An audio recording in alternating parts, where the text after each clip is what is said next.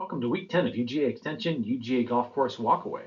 Today we're going to talk about how to make a healthy version of some of your favorite recipes.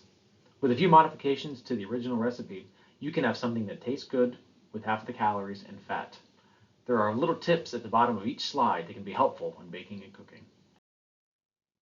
There are 5 basic ways to revamp your recipes to make them lower in calories, fat, and sodium. First, reduce the amount of fat, sugar, and salt added to the recipe. Second, make a healthy substitution for not so healthy ingredients. Third, cut back on some of the ingredients. Fourth, change your cooking and preparation techniques. And finally, use spices and herbs for flavor rather than salt. Reducing the amount of fat, sugar, and salt in a recipe will make the dish a lot healthier. Often you can cut the fat and sugar by a quarter to almost a third without changing the flavor too much.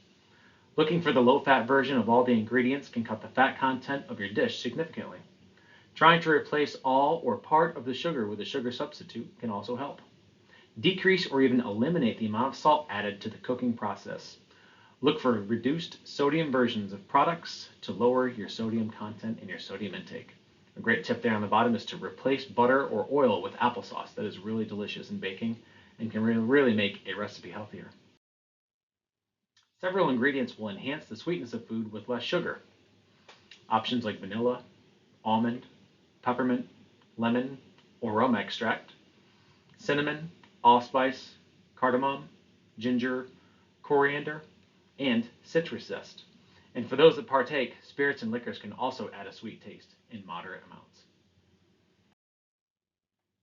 Compare the fiber content of whole wheat pasta or bread with white pasta or bread by looking at the back of the box or the bread bags. When making white pasta or bread products, the bran of the ingredient is removed.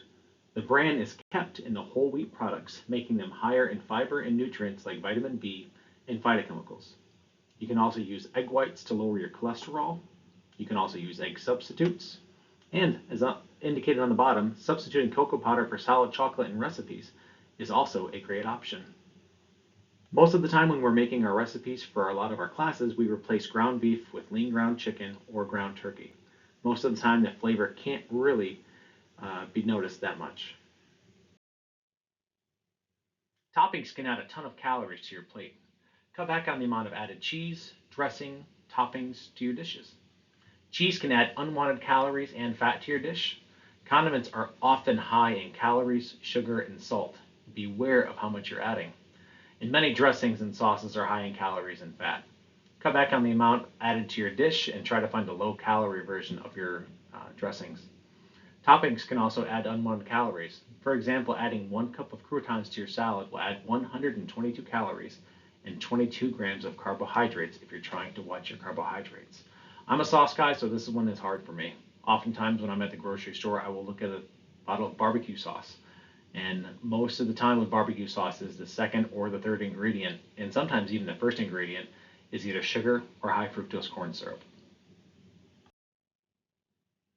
Frying adds a lot more calories than baking, grilling, or steaming. The oil is soaked into the product during the deep frying process, which adds calories and fat content to the product. Consider replacing cooking oils with broth or lemon or lime juice. This eliminates the amount of added fat while still increasing the flavor. Use herbs and spices. Rather than using salt, use spices and herbs. This provides a unique flavor while cutting back on the added sodium and can often add a great color to a dish if you're using something like cumin, paprika, or other spices that you might have at home. Spices are also high in antioxidants, so adding them to your dish not only helps the visual appeal of your meal, but can absolutely add health benefits. Even if you modify the recipe to make it healthier, you still have to watch the amount you're eating. Be aware of your portion sizes. Often a smaller portion on a smaller plate will fill you up just as much if you're eating slowly and drinking water throughout your meal. So the take-home message today. There are healthy versions of unhealthy recipes that can still taste great. Decreasing the ingredients that are high in fat, sugar, and sodium, or eliminating them completely can really help modify your recipe. Try to experiment with healthier ingredients, and you might even like the new version better than the old version. That's our chat for this week on modifying recipes. Had a great time meeting with you guys this week, and I'm looking forward to our walk on Saturday. Have a wonderful day.